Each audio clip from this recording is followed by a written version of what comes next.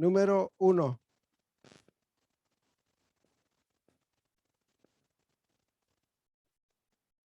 Análisis histórico, con mayúsculas. Análisis histórico. Análisis histórico, punto y aparte. El análisis histórico literario, el análisis histórico literario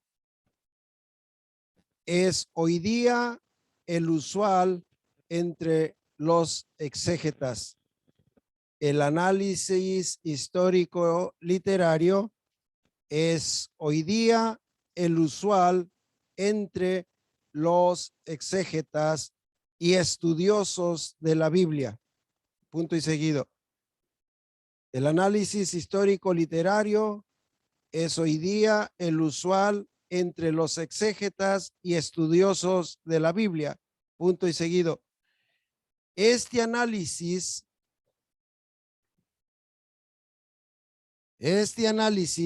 se ocupa de cuestiones como, dos puntos y seguido, autor. Pues apúrense, qué malo que ya estén viejos. El análisis histórico literario es hoy día el usual entre los exégetas y estudiosos de la Biblia. Este análisis se ocupa de cuestiones como, dos puntos y seguido. Se ocupa de cuestiones como autor, coma, posibles lectores, coma,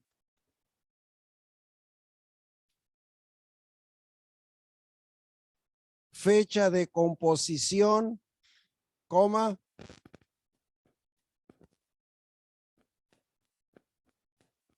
escenario y propósito del autor.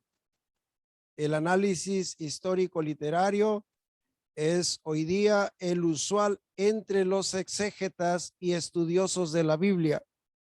Este análisis se ocupa de cuestiones como autor, posibles lectores, fecha de composición, escenario y propósito del autor. Descanse su mano, si ya terminó. ¿Estamos listos?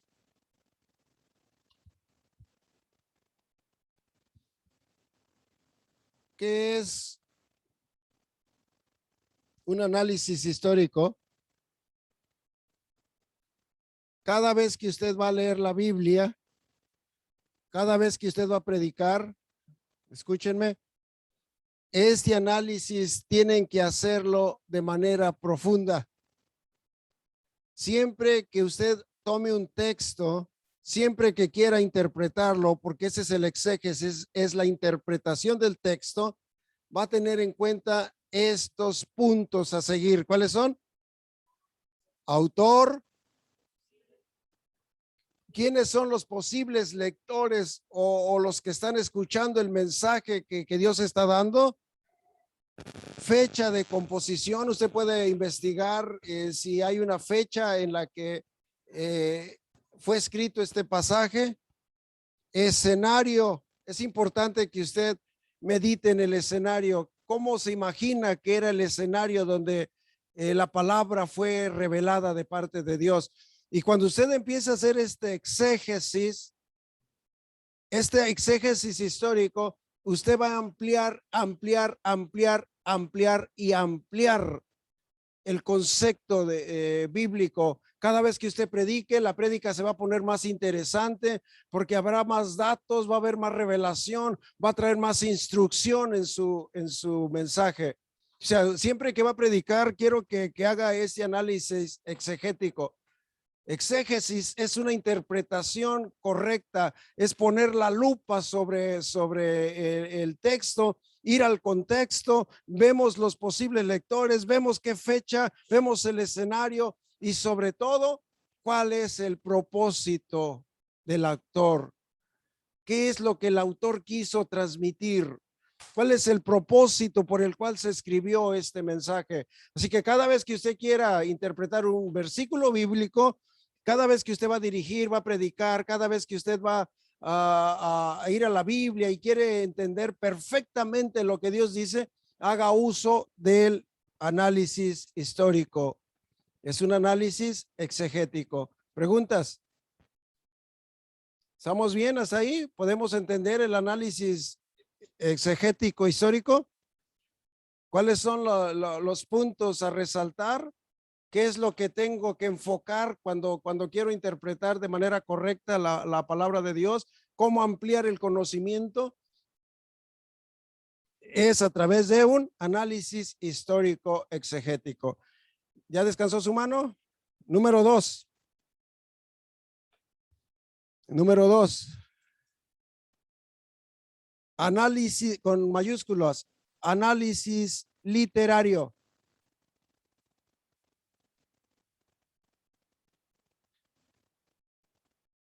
Número 2, con letra mayúscula para que vaya mirando y pueda identificarlo. Análisis literario. Punto y aparte. Hay que prestar atención al contexto del texto. Hay que prestar atención al contexto del texto.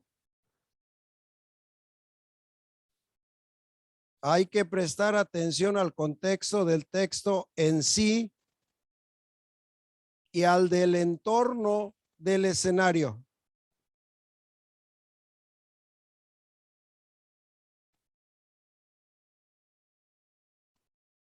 Y al del entorno del escenario original del pasaje.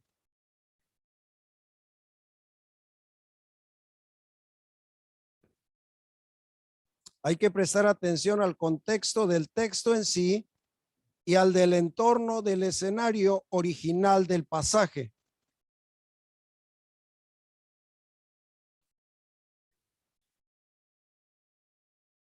Es fundamental para una correcta interpretación.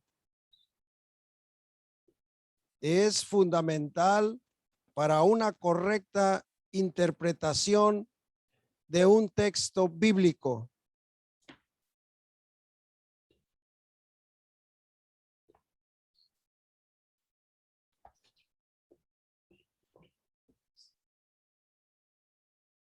Hay que prestar atención al contexto del texto en sí y al del entorno del escenario original del pasaje.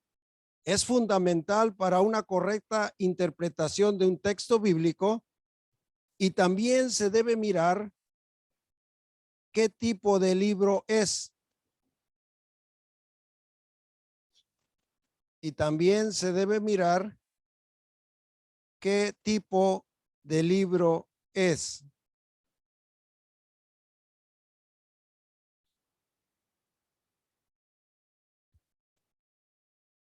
Histórico, coma, profético, coma, poético, coma, etcétera, etc., etcétera.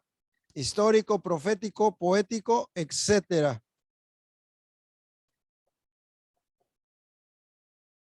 Cuando termine, mueva su manita, abra la sierra para que sepa que ya terminó y pueda descansar tantito. Se lo repito. Número 2, análisis literario. Hay que prestar atención al contexto del texto en sí y al del entorno del escenario original del pasaje. Es fundamental para una correcta interpretación de un texto bíblico y también se debe mirar qué tipo de libro es. Histórico, profético, poético, etcétera. ¿Estamos ahí? ¿Terminamos? Entonces, el segundo análisis para una correcta interpretación exegética es el análisis literario. ¿Qué voy a analizar en este principio? Es el entorno del escenario. Ya sé que se está llevando a cabo esto en el templo, un ejemplo, pero ¿qué hay dentro del templo? ¿Cuál es el entorno? ¿Y cuál es el contorno? ¿Qué es lo que está fuera vamos a suponer que usted está leyendo el cruce del pueblo de Israel en el Mar Rojo? ¿Cuál es el entorno? Hay un mar, hay arena, habrá rocas, ¿cuál es el entorno? Pero ¿qué más hay más allá de lo que? Entonces, para hacer un análisis literario, es muy importante primero ver el escenario. ¿Qué tipo de escenario es? ¿Es el bosque? ¿Es el desierto? ¿Es el mar? ¿Es el templo? ¿Qué tipo de escenario es donde se está llevando a cabo? Pero ¿qué hay en ese entorno y en ese contorno? ¿Sí entienden eso? O sea, el entorno, qué es lo que está ahí alrededor, pero qué es el contorno, qué está más allá de lo que tal vez está en la frontera, tal vez está el río y cruzando el río, qué hay más allá. Es muy importante el análisis literario y sobre todo mirar qué tipo de libro es, porque si usted va a interpretar un libro profético, usted tiene que saber que el libro profético es un libro con mucho simbolismo. Entonces, ese es el error de muchos intérpretes que quieren interpretar un libro histórico o un libro profético al igual que un libro histórico. El libro profético generalmente se interpreta con simbolismos. Entonces, cuando usted va a mirar y dice, oh, ese es un libro histórico, entonces tengo que empezar a buscar qué significa el aceite, qué significa la mujer, qué significa este número, qué significa. Cuando es profético, dije, generalmente se maneja en un sentido de simbolismo. Es importante entonces que usted mire. Y si el libro es poético, entonces usted va a saber que eso es poesía, que eso probablemente fue dicho como Salomón a la Sulamita y tus dientes como manada de cabras silvestres y como usted tiene que identificar qué tipo de literatura es y entonces va a poder decir, oh, esto no fue para el futuro, esto paró ahí, era solamente una poesía. Oh, esto es profético, esto es para mucho tiempo, esto todavía no se cumple. Entonces, cuando usted identifica qué tipo de libro, empieza a tener mucho para estudiar, mucho para poder interpretar. ¿Okay? Entonces, los libros más conocidos dentro de la Biblia son los históricos, los proféticos y los poéticos. Entonces, es importante que usted, cuando va a hacer la interpretación de la Biblia, pueda usted meditar y decir, oh, tengo que investigar qué tipo de literatura estoy leyendo. Y entonces usted va a poder interpretar de manera correcta la palabra de Dios. ¿Ok? Y nunca quiere interpretar sin estudiar. Porque hay gente que dice, oh, yo creo que es poético. No, no te bases en tu propia opinión, investiga, documentate, ve más allá, preocúpate. ¿Qué? ¿Mande? Profético y poético. ¿Ok? Número 3, análisis sintáctico. Número 3, análisis sintáctico. Punto y aparte.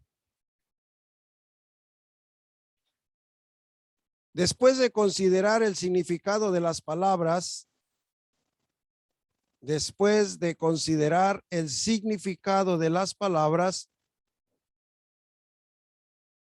queda aún mucho por hacer.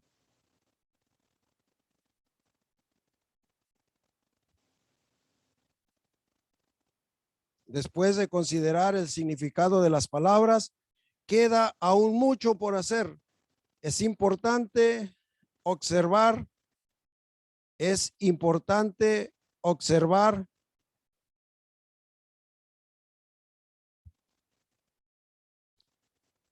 es importante observar el orden de las palabras.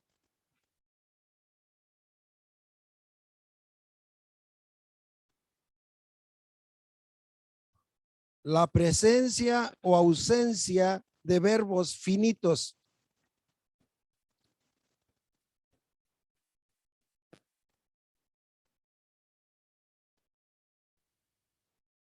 La presencia o ausencia de verbos finitos.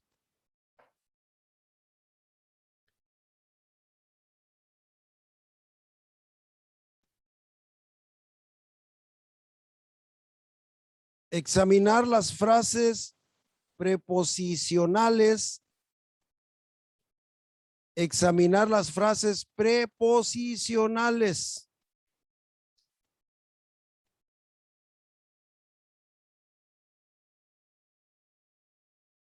Considerar el uso de los artículos.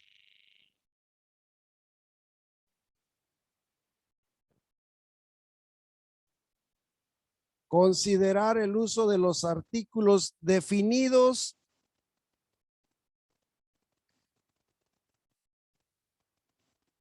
punto y seguido. Considerar el uso de los artículos definidos. El aspecto del verbo griego.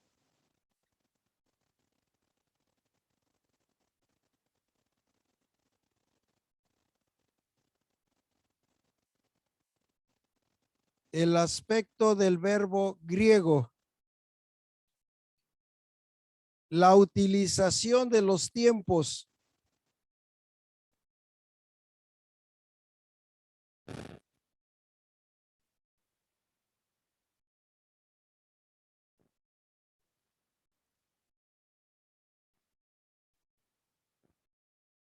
La utilización de los tiempos. Uso de las voces.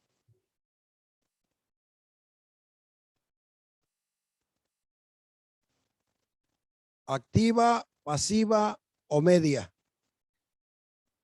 Activa, pasiva o media.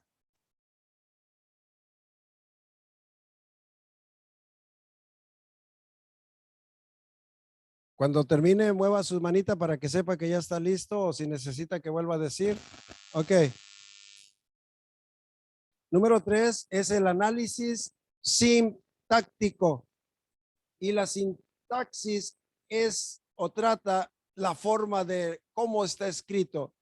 Entonces, cuando vamos a hacer este análisis sintáctico, vamos a considerar cómo está escrito, los verbos finitos.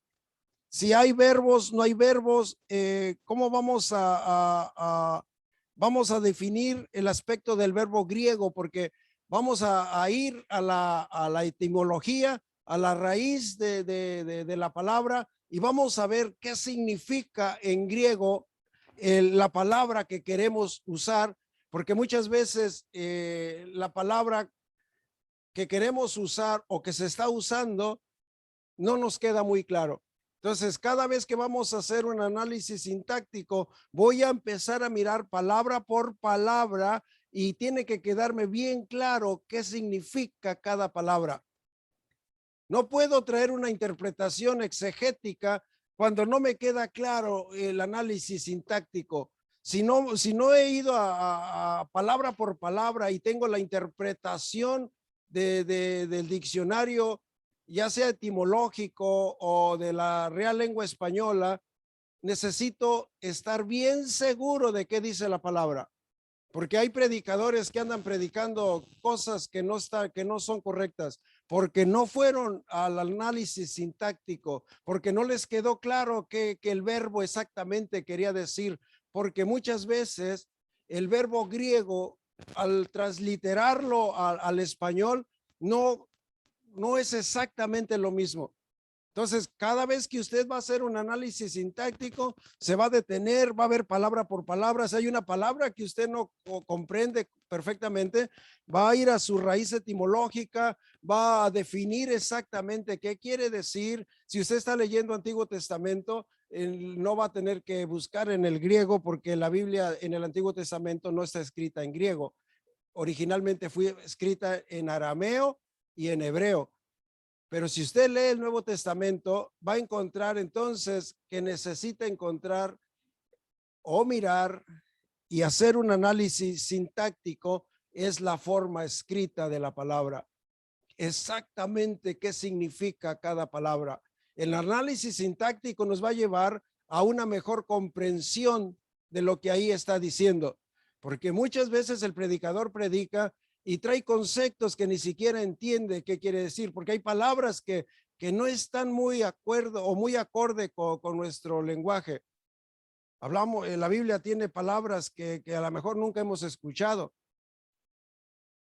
¿Entienden lo que es el análisis sintáctico? Entonces, necesitamos ver, cuando estamos leyendo, necesitamos interpretar al autor, el uso de las voces. ¿Cómo fue que esa palabra fue dada? ¿Fue en una voz activa, pasiva o media o alta, un tono alto, un tono bajo, un tono medio? Porque si el predicador predica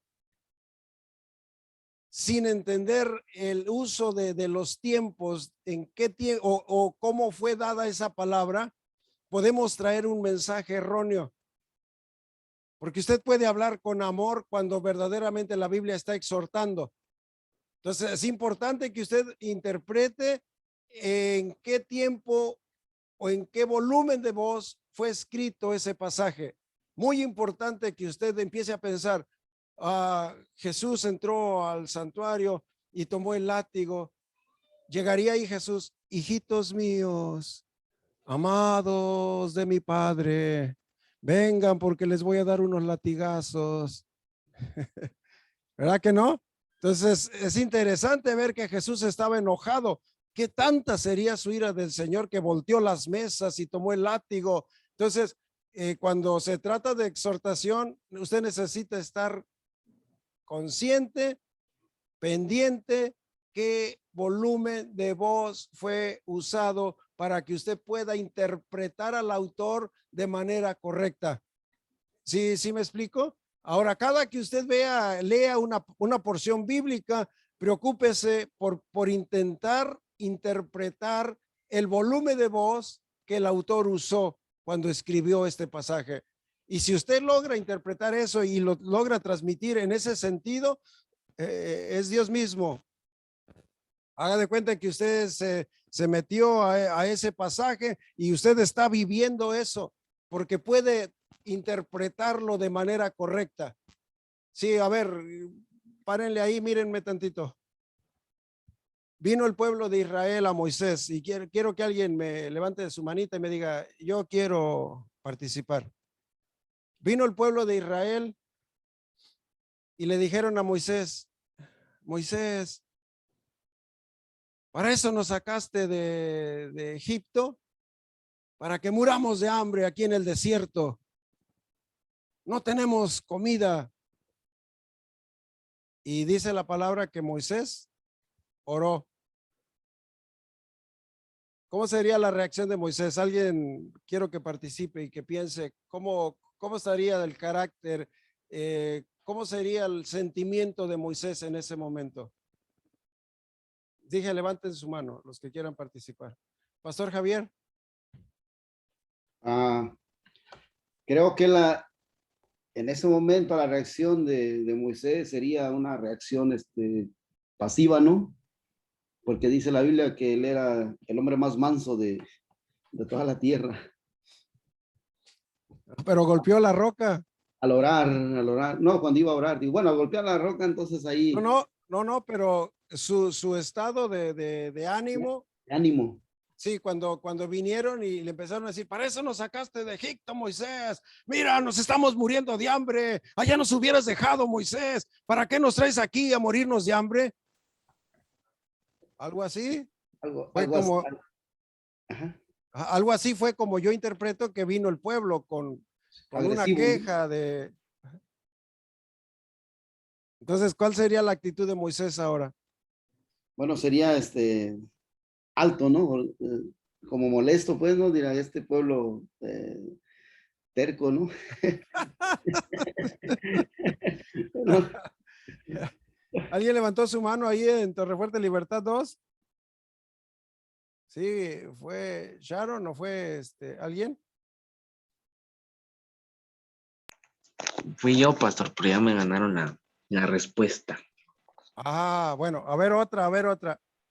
Ah, Elías confronta a los profetas de Baal y va al río o al arroyo y los degolla a todos. ¿Cuál sería la actitud de Elías? ¿Cómo hablaría? A ver, ¿cómo les hablaría a esos profetas Elías si los iba a matar? Si vamos a narrar ese pasaje, ¿cómo lo narraríamos? A ver, y dice que los llevó al arroyo y ahí los degolló, pero si vamos a interpretar ese pasaje, ¿cómo lo narraríamos?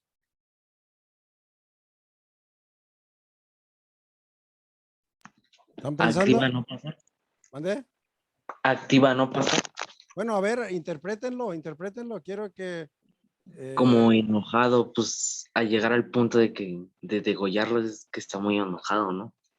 sí, pero si vamos a predicar esa porción, hermanos, y Elías tomó su cuchillito y fue al arroyo y mató a los profetas. No, no, hermanos, Elías tomó la autoridad de Dios y tomó a uno de los profetas de Baal y le clavó el cuchillo y lo mató y tomó a otro y a otro, porque creo que esa era la interpretación, ¿no?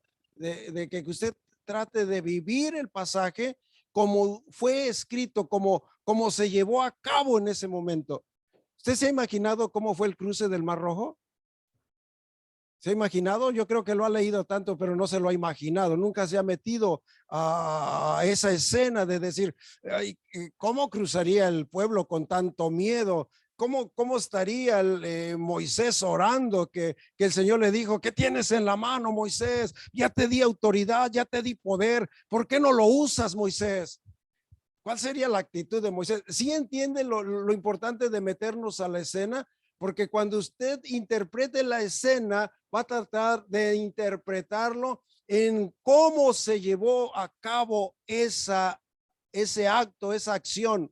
Sí me explico la importancia de entender la voz, en qué tono de voz se encontraba, o Dios habló, o Moisés, o Elías, o Jesús, porque si usted encuentra en qué tono de voz, la segunda, cuál es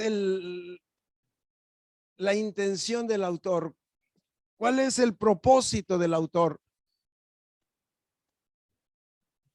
cuál sería el propósito de Dios. Alguien levante su mano y dígame, ¿cuál sería el propósito de Dios al multiplicar los peces y los panes?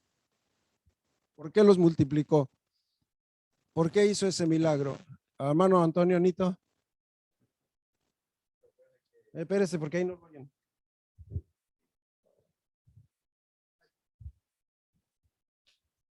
Señor les bendiga, hermanos. El propósito de Dios fue de que el pueblo viera que él tenía que creyeran realmente y vieran que él tenía el poder para multiplicar los peces y crecieran ellos en fe.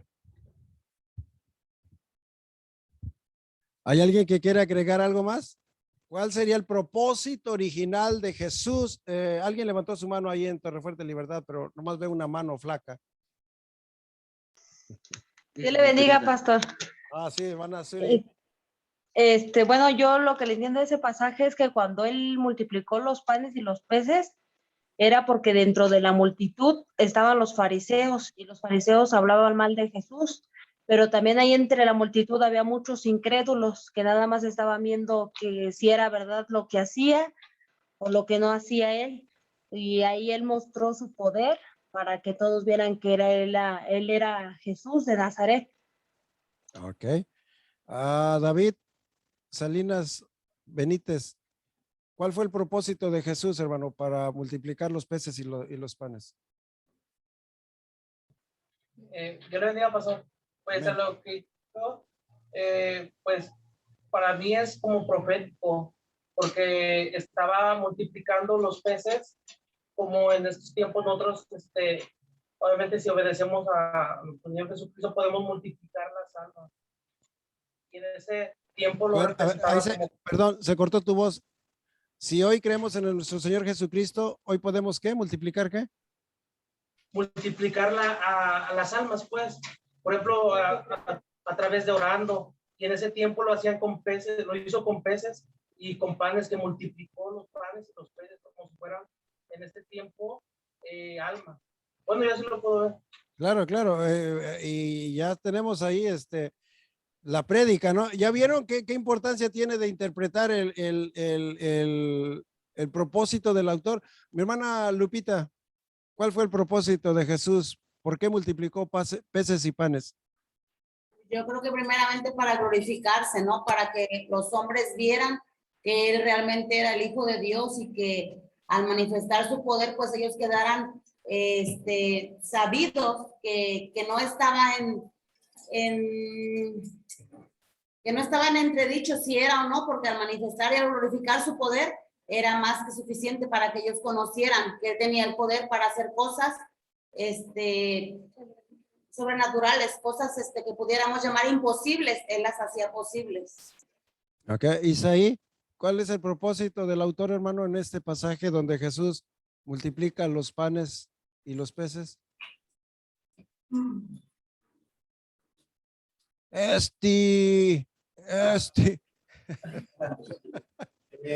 Rápido, Isaí, actívese. Dios te bendiga. Porque pues realmente dejar claro, ¿no? Que él era realmente al multiplicar los peces, el alimento, también nos vamos un poquito más allá, ¿no? Que viera también la gente, los que no creían en Cristo, que él era el medio de multiplicar también a sus fieles seguidores, los que iban a hacer, y lo vemos ahora, ¿no? No somos 2, 3, no somos 1000, no somos 10,000 cristianos, sino que somos miles y millones de cristianos. O cristinos algunos. Viri, ¿cuál es el propósito, hermana, que usted encuentra en ese pasaje? Vea la riqueza teológica. Vea cómo que alguien se cayó o qué, porque ¿por qué, Viri? ¿Cuál es el propósito del autor? Le están echando aguas por ahí, por eso volteó. Es Viri, es este. Es que está al revés la computadora. Perdón. Pues para mostrar la provisión que él podía dar a todos aquellos, no tan solo a lo mejor con otro tipo de cosas, sino en este caso alimentó a muchas más personas, a pesar de que las pocas piezas que tenían pues no iban a alcanzar. Entonces él se glorificó y mostró su poder, demostrando que no hay nada que lo iguale y que solamente él podía hacer eso posible, dar y alimentar a todos aquellos que tenían hambre. Amén. ¿Alguien más ahí en Iguala quiere, antes del pastor Javier, allá levantaron su mano allá? Ahorita seguimos con el pastor Javier y luego aquí en Columbus. A ver, hermano, el que levantó su nombre, porque está un poquito oscuro, no lo alcanzo a ver. Chucho. Jesús, hermano, pastor. Chucho, adelante, Chucho. Pues no conozco muy bien la historia, pastor, hay que leerla ya sea para atrás o para adelante, pero puede que ya llevaban muchos días sin comer y se podían morir también. Bueno, esa es su interpretación de Chucho. La hermana que está enfrente es, hermana, es que está un poquito oscuro, ya no los alcanzo a reconocer. Después de 30 años, la vista ya no está muy buena. La que está enfrente de Chucho. Soy Jacqueline. Hermana Jackie, yo nomás veo ahí un bulto, pero ya necesito mis lentes. Hermana Jackie, ¿cuál es el propósito de la... Ahí está, ahora sí. ¿Cuál es el propósito? Y esas que se están escondiendo ahorita me dicen. Para que la vea bien. Perdón. Adelante, hermana Jackie. Pastor, yo entiendo que la necesidad era grande de alimentar a estas personas porque ya habían pasado muchas horas escuchando el sermón y aunque el enriquecimiento que las palabras de Jesús traían a la vida de los hombres y satisfacían esa necesidad espiritual, como seres humanos también tenían necesidades físicas. Y Jesús no solamente está al pendiente de las necesidades espirituales, sino que Él está siempre al pendiente de todas nuestras necesidades. Y en ese caso quiso mostrar su gloria en totalidad para que absolutamente a nadie le quedara la más mínima duda de que Él era el Hijo de Dios. Amén. Bien, Pastor Javier. Sí, pastor, yo creo que de acuerdo a lo que dice la Biblia, que Jesús primeramente mostró su misericordia al mirar las personas cansadas y con hambre, y después él mostró su poder por la dureza de sus corazones, porque incluso los discípulos, cuando Jesús les dijo que les dieran de comer, ellos dijeron, pero ¿cómo? Dice, si nomás tenemos 5 panes. Entonces Jesús se manifestó ahí, manifestó su poder, pero antes de eso mostró su misericordia con toda la multitud. Sí, igual que el pastor Javier, también que Dios mostró compasión y misericordia primeramente. Antes de multiplicar, Él tuvo compasión y su misericordia es grande para con todos sus seguidores. Amén.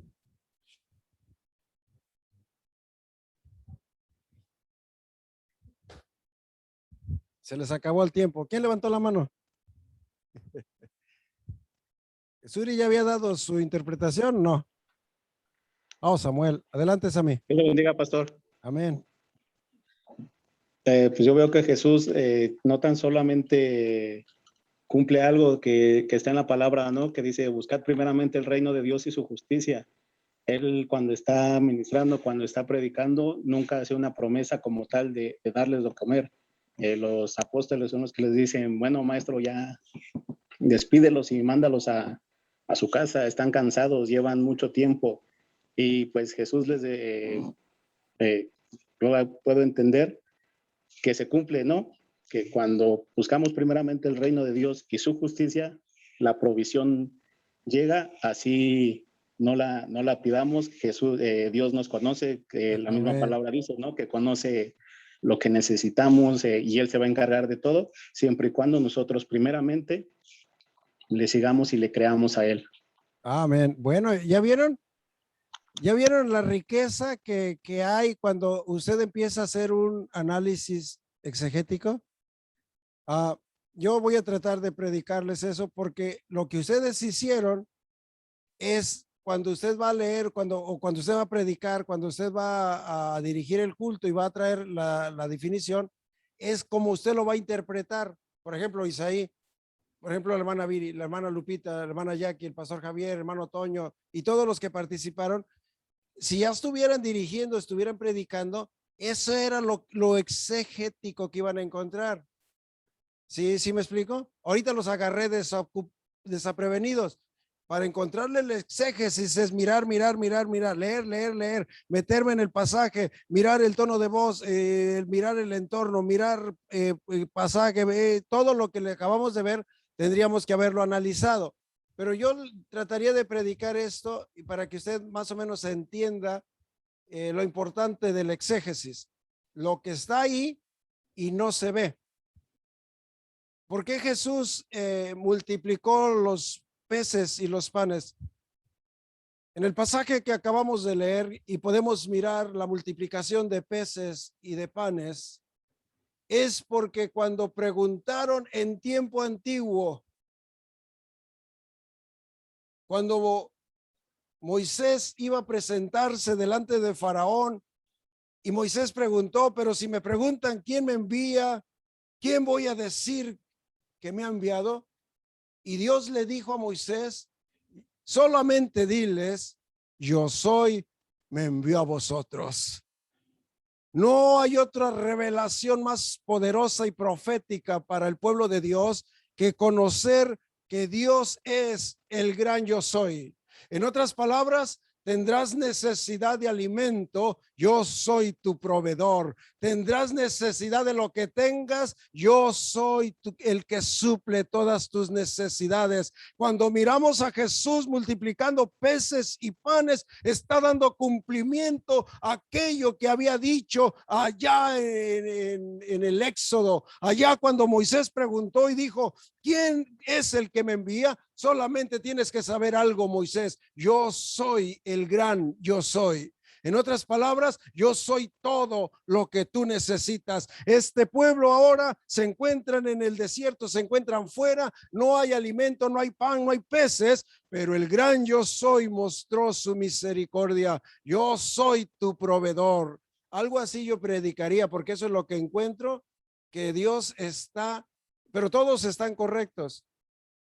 Solamente que cada quien está, cuando usted lo lee, cada quien le va a encontrar ¿qué? Mira, Samuel, proveedor, no recuerdo, misericordia. O sea, ¿sí entiende lo importante de meternos al pasaje? ¿Sí entienden el exégesis?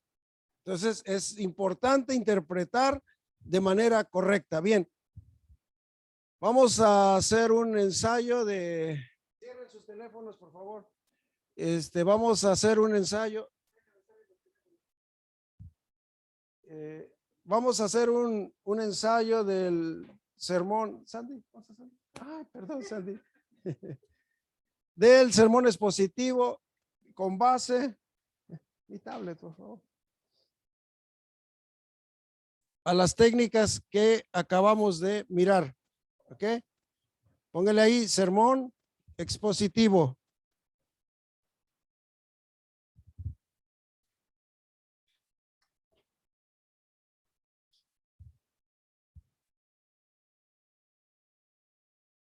Ok, vamos a trabajar en equipo, sermón expositivo. La iglesia Torrefuerte en Morelos va a poner el título del tema. La iglesia de Iguala va a poner la introducción. Van a buscar la introducción, qué tipo de introducción. Y la iglesia Libertad va a buscar el punto número 1 con sus incisos. El pastor Javier, el punto número 2 con sus incisos. Torrefuerte Columbus, punto número 3 con sus incisos. Así que vamos a trabajar en equipo. ¿Sí entendimos? Levanten la mano los que no entendieron.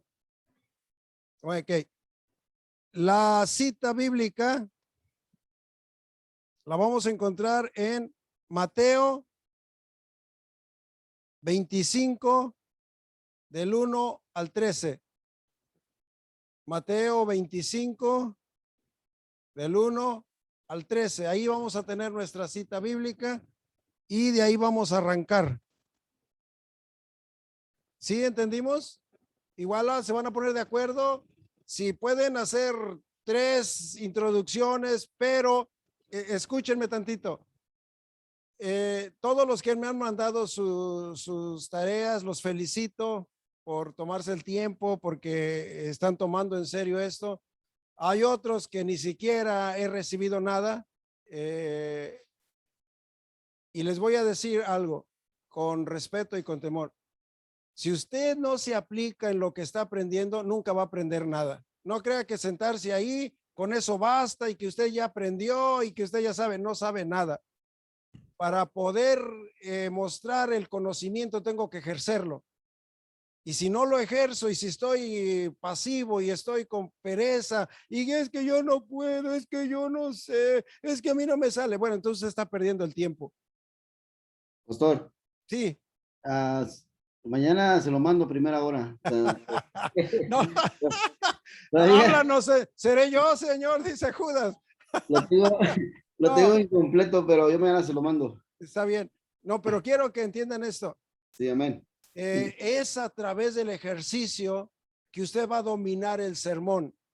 Y quiero felicitar a algunas personas, no voy a decir nombres para no avergonzar a nadie, pero tengo unos trabajos ya tan estéticos, tan profesionales, que se han tomado tiempo y felicito a esos hermanos que lo han hecho, pero muy bien. Estamos mejorando y les voy a decir algo a los perezosos. Ustedes van a ser testigos de que otros van a crecer y otros van a ir más lejos y ustedes van a seguir sentados y simplemente sin hacer nada. El tiempo es a hoy. El tiempo es a hoy. Si ustedes no aprovechan el tiempo, no crean que siempre van a tener tiempo para estudiar. Eso es lo que quiero que entienda. No crean que siempre va a haber disposición para que ustedes aprendan. Tomen con seriedad, hagan el trabajo, esfuércense. No es fácil, pero no es imposible. Entonces,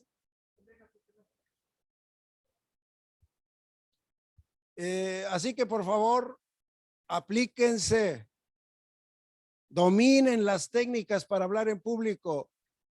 Algunos he mirado que no están usando ningún tecnicismo, ninguna palabra técnica. Hagan uso de todas las herramientas que se les ha dado para que, la verdad, yo me siento alegre, gozoso, porque hay unos que ya van más arriba que otros. Si los pusiera yo a dirigir y a predicar juntos, ustedes iban a ver la gran diferencia que hay. Hay algunos que todavía van a estar titubeando, todavía van a estar sin ninguna. La otra, vi una ética, pero muy profesional en algunos, y en otros una ética que ni siquiera parece la ética. Pónganse a aplicar todo lo que estamos aprendiendo. Todo lo que ustedes están aprendiendo, aplíquelo para que lo domine.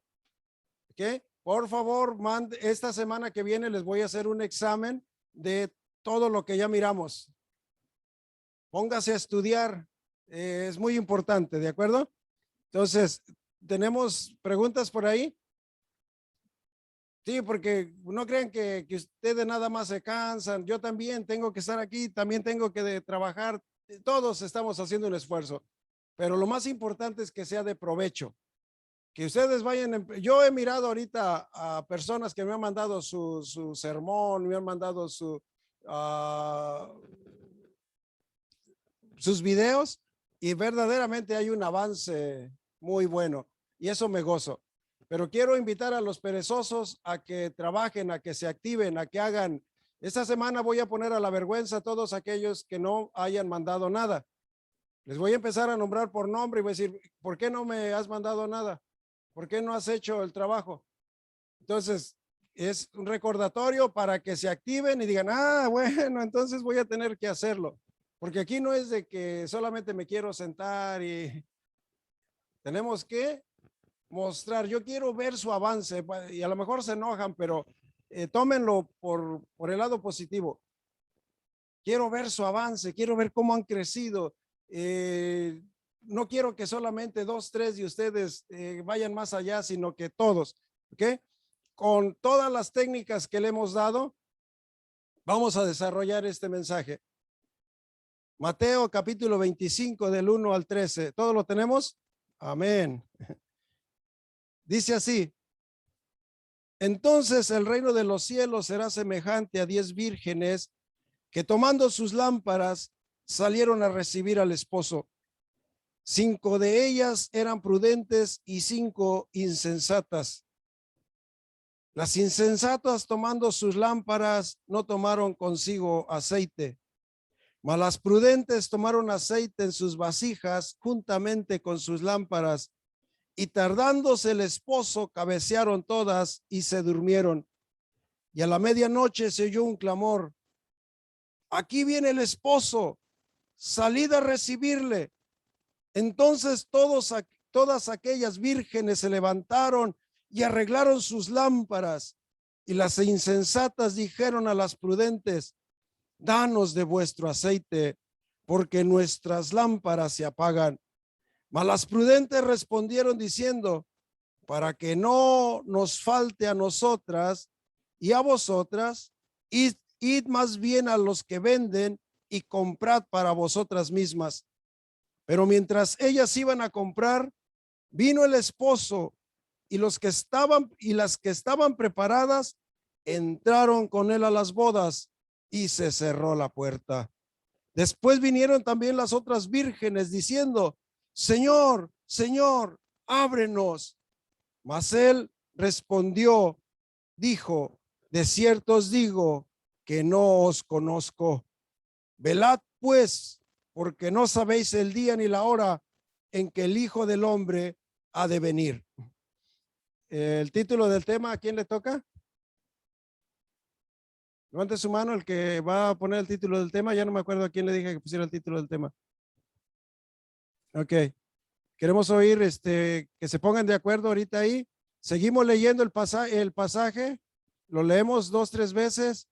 Lo comprendemos. Lo volvemos a leer hasta que nos quede claro bien la comprensión de lo que ahí está pasando.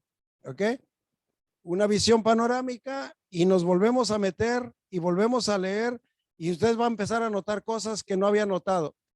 Va a empezar a mirar situaciones que no le habían quedado bien claro. Y después de que lo lean 3 veces, se ponen de acuerdo para ver la introducción, primeramente los que van a hacer la introducción. ¿Qué tipo de introducción? Pónganse de acuerdo. Más bien, podemos hacer 2 introducciones allá en Iguala. Pueden dividirse en 2 secciones y 2 grupos, hacer una introducción diferente. ¿Quién va a ser el líder del primer equipo? ¿Mana Lupita? Yo es la que estoy mirando. ¿Quién? ¿Viri? Sí, levante su mano el que va a ser. Mana Lupita va a ser la líder. Divídanse de la mitad. Esos van a hacer un tipo de introducción entre ustedes. Pónganse de acuerdo. Si van, pero hagan algo estético, algo que yo mire que ustedes están haciendo uso de la técnica. Porque una de las cosas que he notado en sus mensajes es que sus introducciones están muy simples. No tienen mucha ciencia. Necesitan pasar más tiempo buscando la introducción. 2 equipos. El segundo de allá, ¿quién va a ser? ¿El pastor Félix? ¿Está ahí o ya no lo miro? ¿No está el pastor Félix? Allá está atrás. Pastor, usted va a ser el líder del grupo de allá y de Lupita por ahí de la mitad para acá. Ahí pónganse de acuerdo, platíquense qué tipo de intro y vamos a trabajar. El pastor Javier, punto número 1, dije. ¿Sí? Pastor Javier, el punto número 2. Entonces el 1 aquí, allá en Torrefuerte Libertad es el punto número 1. Vean el punto número 1, inciso A, B y C. Punto número 2, ¿a quién dije? Pastor Javier y Columbus el 3. Voy a trabajar. Lean y busquen el punto número 3. Pregúntenle a Toño. Ya tenemos el título del tema allá en Morelos. ¿Ya se pusieron de acuerdo? Todavía no. Recuerde que el título del tema sale del pasaje.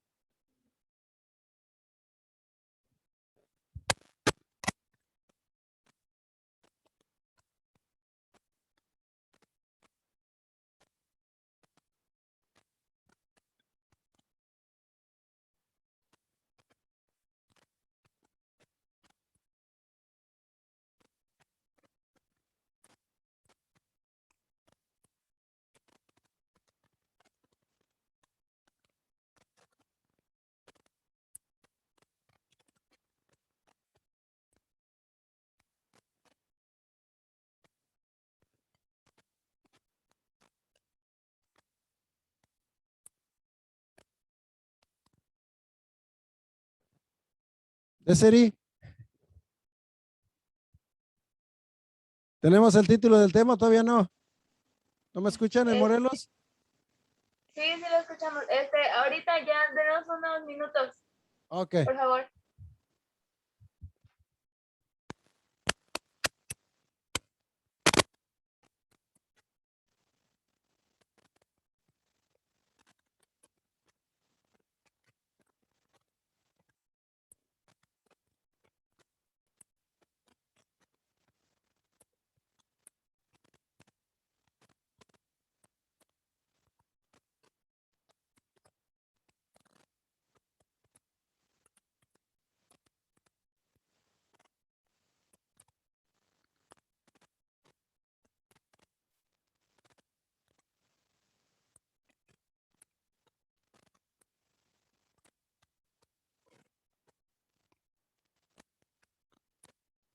Y se ponen a trabajar en la introducción, David.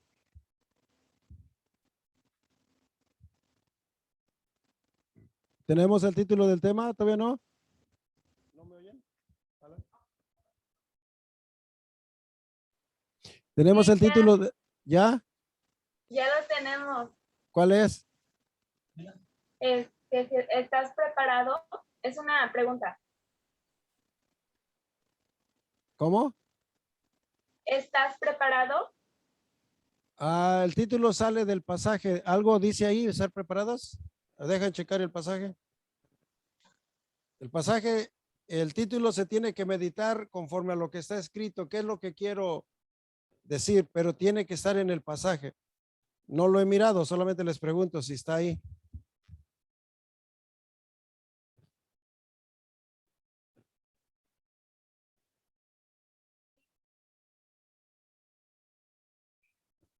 Ok, el 10 parece que habla de estar preparados. Bien, Terrefuerte Morelos, ya ahora con eso, ahora pónganse a trabajar en la intro y ahorita me la dan. Una intro ustedes, de acuerdo, a ver qué tipo de introducción harían con ese pasaje para que estén trabajando.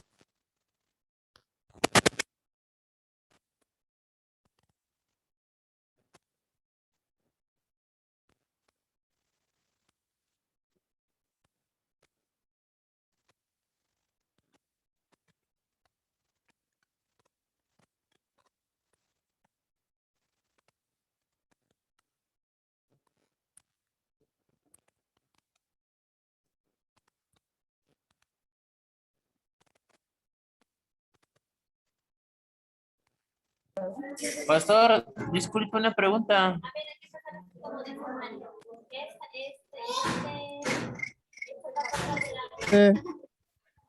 Adelante, Asa. Ya tienen el título de tema, disculpe, es que no escuchamos. No, no interesa el título del tema. Ahorita el título podemos trabajar en ese.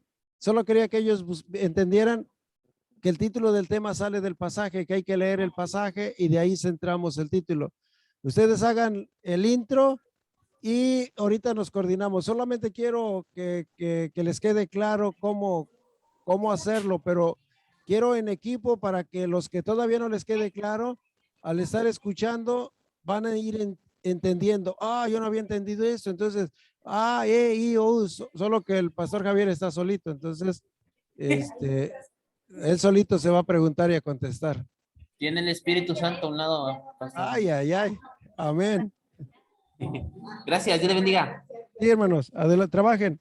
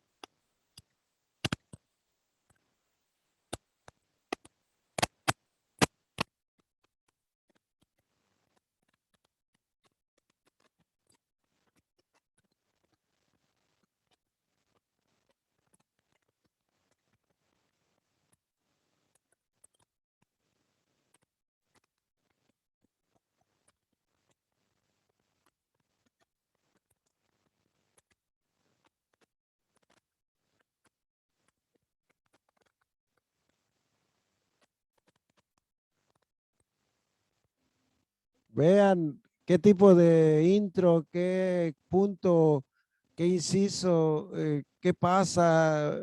Vayan al entorno, métanse al pasaje, vean el autor. eh, Todo es importante.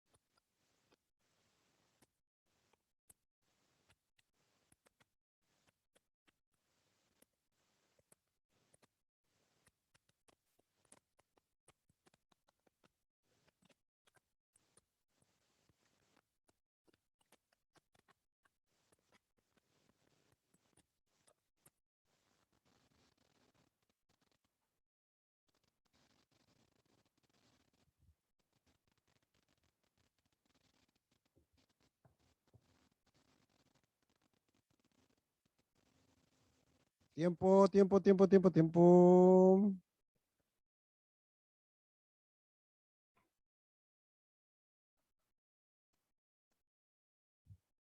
Ok.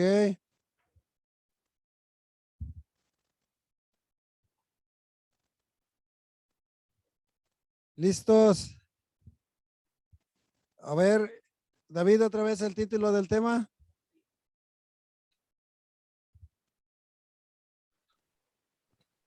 ¿Estás preparado?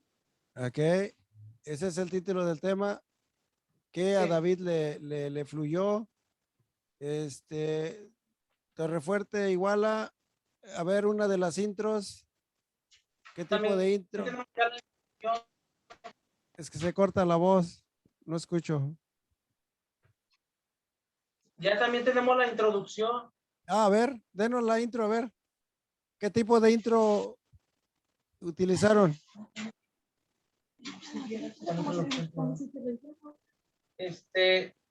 ¿Qué técnica? Técnica expositiva. Sí, es el. Perdón. ¿Qué tipo de intro utilizaron? Raíz etimológica, diccionario de la Real Lengua Española, van a parafrasear la historia, van a hacer un mix. ¿Cuál es la manera en que buscaron la intro?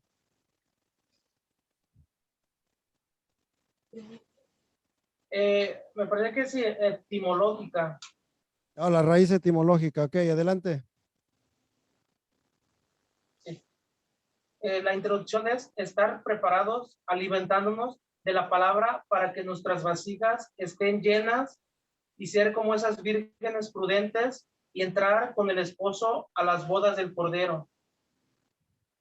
Las vasijas son nuestro corazón, las vírgenes somos el pueblo de nuestro Señor Jesucristo. La palabra es ese aceite donde debemos llenar esas vasijas que es nuestro corazón, y las bodas del Cordero es la segunda venida de nuestro Señor Jesucristo. Ok. A ver, hermanas de Iguala, los líderes, a ver, hermana Lupita, la intro, ¿qué tipo de intro trajeron? Parafraseamos la historia. Ok. Sí. Dios les bendiga. Pues en esta hermosa tarde vamos a hablar del tema titulado ¿Estás preparado? Amén. Y para ello vamos a tomar la lectura bíblica citada en Mateo 25, capítulo 25, de su verso 1 al 13. Ya, dice que este pasaje bíblico hace relevancia, hace referencia a la venida de Cristo, y meditando y leyendo un poco, fuimos al conocimiento de que el pueblo judío muchos años atrás tenía como costumbre el que la novia tenía que esperar por su novio. Dice que hacían una celebración por la noche, y para esto la novia tenía que estar preparada con lámparas, porque como la celebración era por la noche, tenían que encender las lámparas para la llegada del novio, para venir a traerla, y que tuvieran ese encuentro especial, digámoslo, como para la boda, para el matrimonio. Entonces decía ahí que en esa costumbre judía, que era muy necesario que hubiera aceite suficiente. Y pues meditando un tanto podemos decir que como en aquel tiempo de la costumbre judía, hoy en día también vivimos el mismo proceso, la misma espera. Hoy en día nosotros como iglesia representamos la novia, la cual estamos en espera de la venida del novio, de nuestro Señor Jesucristo, y tenemos que estar sumamente preparados. Y en aquel tiempo hacía mención del aceite que en este tiempo representa también el Espíritu Santo, esa comunión, esa llenura, esa búsqueda con el Espíritu Santo. Ok, solamente que se están adelantando a la prédica. La intro es solamente como no vamos a entrar todavía en el pasaje, todavía no vamos a tocar puntos. La intro es solamente como el protocolo, el pro para poder entrar al pasaje. Y aquí ya estamos mencionando todo lo que sucede en el pasaje. Entonces, la intro tiene que ser solamente como el pre para nosotros poder introducirnos en el pasaje. No podemos hablar ya de lo que está pasando ni de lo que va a pasar, sino que solamente ¿Y estamos... necesita hacer una introducción muy larga? No tanto, no tanto. Solamente que se pide que la intro sea más estética, nos traiga más información. Y ustedes estaban hablando ahí de la tradición judía, eso está bueno porque mucha gente no sabe cómo era la tradición judía, pero ya están dando simbolismos, ya diciendo que nosotros también estamos esperando al novio y eso va a ser parte del desarrollo de la prédica.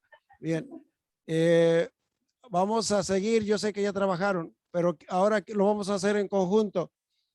Yo les voy a dar el título del tema y vamos a cerrar con eso. Título del tema. Aparte, solamente quería que hicieran un ejercicio para refrescarse. ¿Listos? Lo vamos a hacer todos juntos. Título del tema. La iglesia fatua.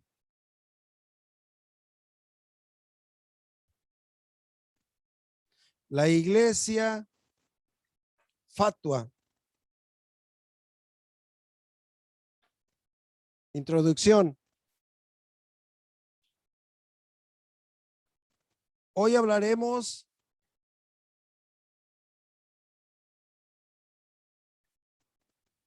acerca de una parábola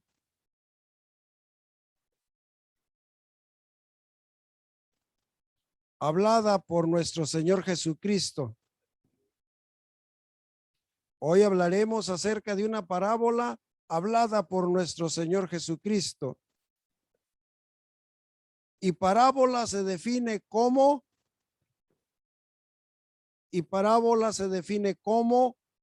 un relato corto.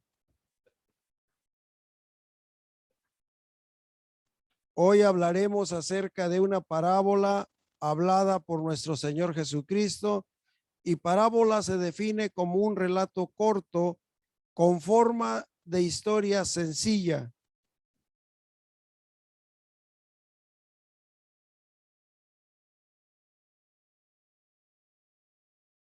Hoy hablaremos acerca de una parábola hablada por nuestro Señor Jesucristo y parábola se define como un relato corto con forma de historia sencilla, real o inventada, pero no fantasiosa.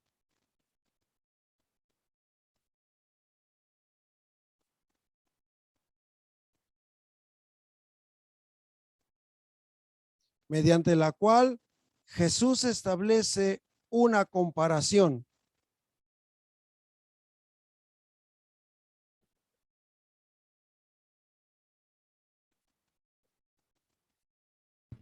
¿Lo repite, pastor?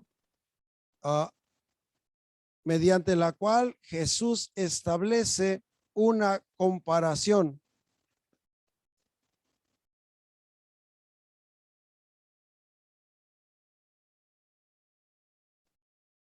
Fatuo deriva del latín fatuus, con W, fatuus. Fatus, W. Fatuo deriva del latín fatuus, que significa tonto y delirante en sus afirmaciones.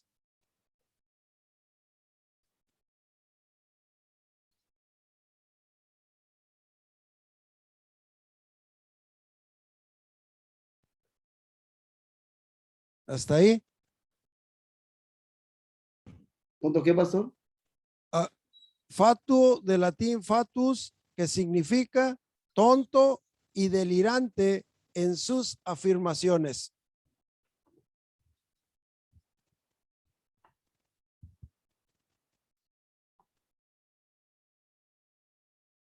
¿Ok? De latín fatus, que significa tonto y delirante en sus afirmaciones. Ok, voy a tratar de predicarles hasta ahí y ahorita vamos a sacar los puntos. Lo importante es de que usted vea que la intro puede no ser tan grande, no puede ser, pero que sí nos traiga información acerca de lo que estamos leyendo. Hay gente que no sabe qué significa fatuo. Hay gente que no sabe qué significa parábola.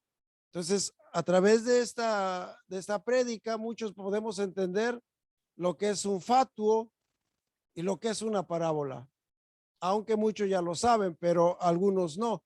Entonces, es importante que nuestra intro la hagamos un tanto interesante, trayendo educación, formación, ilustración de cosas que a lo mejor están ahí, dije, pero que no hemos considerado. Levanten su mano los que ya sabían que era un fatuo.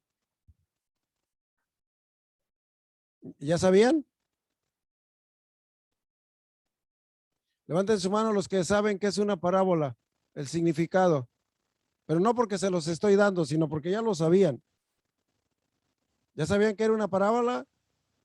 ¿Sí? Bueno. Y, hermanos, Dios les bendiga en esta noche hermosa. Es para mí un placer, una bendición ser el portador de la palabra de nuestro buen Dios. La reflexión de la palabra, el título del tema bajo el cual quiero predicarles en esta tarde se titula La Iglesia Fatua. Ese es el título del tema bajo el cual quiero predicarle y quiero invitarlo a que abra su Biblia y vaya conmigo al Evangelio según San Mateo, capítulo 25, del 1 al 13. Y cuando todos lo tengan, dicen amén. Y la palabra la leemos honrando al Padre, al Hijo y a su amado y bendito Espíritu Santo. Entonces el reino de los cielos será semejante a 10 vírgenes que tomando sus lámparas salieron a recibir al esposo. 5 de ellas eran prudentes y 5 insensatas o fatuas. Las fatuas, tomando sus lámparas, no tomaron consigo aceite, mas las prudentes tomaron aceite en sus vasijas juntamente con sus lámparas. Y tardándose el esposo, cabecearon todas y se durmieron. Y a la medianoche se escuchó un clamor: he aquí viene el esposo, salid a recibirle. Entonces todas aquellas vírgenes se levantaron y arreglaron sus lámparas. Y las insensatas dijeron a las prudentes: dadnos de vuestro aceite, porque nuestras lámparas se apagan. Mas las prudentes respondieron diciendo: para que no nos falte a nosotras y a vosotras, id más bien a los que venden y comprad para vosotras mismas. Pero mientras ellas iban a comprar, vino el esposo, y las que estaban preparadas entraron con él a las bodas y se cerró la puerta. Después vinieron también las otras vírgenes diciendo: Señor, Señor, ábrenos. Mas él respondiendo dijo: de cierto os digo que no os conozco. Velad pues, porque no sabéis el día ni la hora en que el Hijo del Hombre ha de venir. Esta tarde, a manera de introducción, quiero decirle que este pasaje bíblico es considerado una parábola. Y parábola se define como una enseñanza corta, como una historia real o ficticia que puede ser inventada, pero no es fantasiosa, o sea que tiene un sentido real. mediante la cual Jesús establece una comparación. Y la comparación que Jesús hace es poder distinguir las vírgenes prudentes y las vírgenes fatuas. El tema que quiero compartirle en esta tarde se titula La iglesia fatua. Y fatuo deriva del latín fatus, que significa tonto o delirante en sus afirmaciones. Cuando nosotros entramos en el pasaje, podemos mirar que esta porción bíblica está considerada como una porción profética. Y para nosotros interpretar la profecía, necesitamos entender que la profecía tiene que interpretarse mediante los simbolismos que en esta represente. Y la parábola está representada por 10 vírgenes, por 10 mujeres. Y proféticamente mujer se interpreta como iglesia. En otras palabras, había 10 iglesias que Jesús menciona que serían el total numérico a nivel mundial de todas las iglesias cristianas que hoy en día existen. Hay 10 iglesias, pero unas son consideradas fatuas, unas son consideradas tontas por parte de Dios, no por el predicador, sino porque Dios así las mira. Hoy vamos a mirar entonces las cualidades de una iglesia que está lista, que está preparada para esperar al maestro, para esperar al novio e irse con él, y otra iglesia que es fatua, que son tontos, que no entienden lo que es la palabra de Dios y que por más que se les dice, se les predica, ellos siguen estando en el mismo punto. Hoy vamos a mirar cuál es el problema de ser una iglesia fatua. Hasta ahí, ¿qué les parece? A la iglesia aquella que nos escuche y que diga que son los fatuos no van a gozarse. Porque ahí tenemos que entender cuáles serán los puntos a resaltar. Hasta ahí les dejo. Ahora pónganse a trabajar. Ya tenemos la intro, ya tenemos el título, ya tenemos título, pasaje bíblico, intro. Completen cada uno de manera individual ahora. Complete el sermón. Cada uno complete el sermón. Punto número 1, punto número 2, punto número 3. Y quiero que ver cómo les fluye a ustedes. La iglesia fatua. Ese es el enfoque. Vean ahora las características y cada uno de manera individual complete el sermón. ¿Tienen cuánto tiempo nos falta? Para las 2 horas. Tenemos 25 minutos. Esfuércese, esfuércese.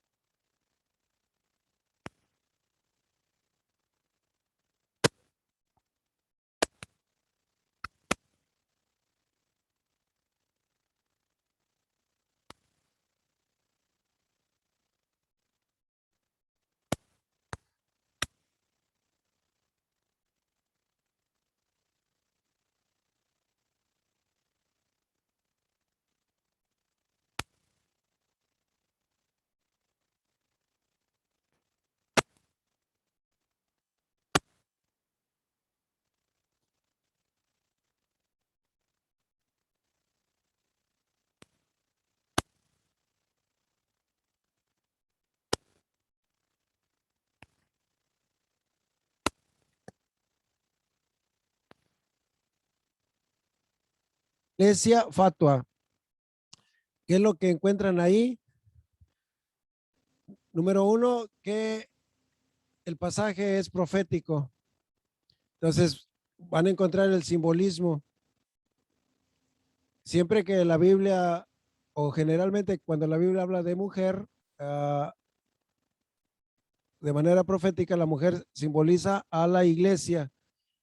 Hay 10 vírgenes, pero 5 son prudentes y 5 son tontas. Las 10 parecen iguales. Cuando usted hace un análisis exegético de las 10 son vírgenes, las 10 tienen la lámpara, las 10 están esperando al esposo, o sea que no pareciera no haber diferencia. Pero a la medianoche todos se durmieron. El problema no es dormir, sino el problema es estar preparado para poder encender la lámpara a la hora que sea. ¿Qué le faltó a la iglesia fatua? Le faltó aceite. ¿Cuál es el simbolismo del aceite? ¿Cómo adquirimos aceite? Y la pregunta más importante que tenemos que hacernos: ¿en qué iglesia estoy yo? ¿Es una iglesia fatua o es una iglesia prudente? En otras palabras, cuando venga el esposo, ¿nos vamos o nos quedamos? Es importante predicarle a otros, pero lo más importante es que la palabra nos ministre a nosotros, nos bendiga a nosotros, que nos enseñe a nosotros. Entonces, hay muchas cosas que tienen que considerar. Las 10 eran vírgenes, no había diferencia. Hoy en día hay fatuos creyendo que todas las iglesias son iguales. ¿Por qué? Porque al igual que las vírgenes, no parece haber diferencia. Todas las iglesias tienen pastor, todas las iglesias tienen Biblia, todas las iglesias, y los fatuos o tontos no pueden identificar cuál es la iglesia donde hay aceite. ¿Cuál es el simbolismo del aceite? Ustedes tienen que tener bien claro cuál es el aceite para yo poder estar seguro de que estoy en una iglesia prudente, una iglesia que se santifica, una iglesia que se despoja, una iglesia que son nuevas criaturas, porque todo eso tiene que ver con la iglesia santa, con la iglesia prudente. Pero es importante que identifiquen cuáles son las características de una iglesia fatua para entonces saber dónde yo estoy parado. ¿Tengo aceite? ¿No tengo aceite? ¿Soy un fatuo? ¿Soy un prudente? No los demás, yo personalmente, ¿cómo me considero? ¿Cómo estoy? Y después de eso se la aplicamos, la quebradora la aplicamos a los fatuos, pero primeramente a nosotros. Soy un cristiano prudente, tengo aceite, voy al cielo, tengo segura la salvación, está segura mi salvación. Si viene Jesús en este momento, ¿me voy con él o me quedo como las vírgenes? Porque, y hay pasajes que ustedes ya conocen. No todo el que me diga Señor, Señor, entrará al reino de los cielos. Apartaos de mí, hacedoras de maldad. Nunca os conocí.